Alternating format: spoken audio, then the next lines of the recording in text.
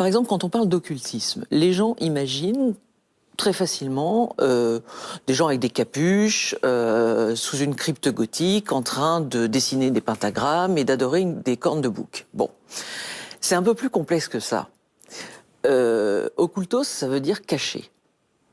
À partir du moment où vous avez une méthode ou une médecine qui part du principe que la physiologie de votre corps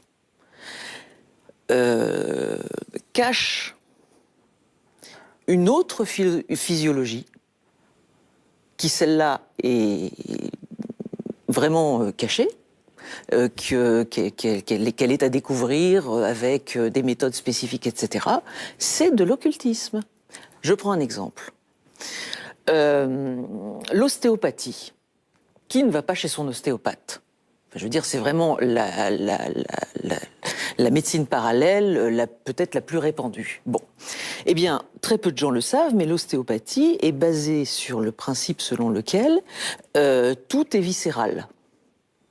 Bon, c'est une physiologie alternative, c'est-à-dire qu'elle vous explique qu'en fait, derrière ce qu'on vous apprend à l'école de médecine, en fait, la vraie vérité qui se cache, c'est qu'il y a une physiologie alternative avec une espèce de fluide de vie qui circule, qui n'est pas l'âme, qui est une espèce d'énergie qui ressemble au chi des Chinois, et que cette énergie-là, il faut la réguler à l'intérieur du corps et que c'est elle qui donne les maladies. Ce ne sont pas les microbes, ce ne sont pas les machins.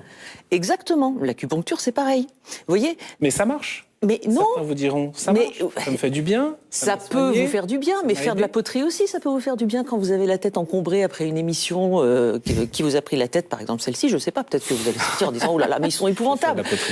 Je vais aller faire un peu de poterie. Bon, et ben après, vous allez mieux. L'acupuncture, c'est pareil, si vous voulez. Vous regardez toutes les études scientifiques sérieuses qui ont été faites, aucune ne prouve un mieux que le placebo.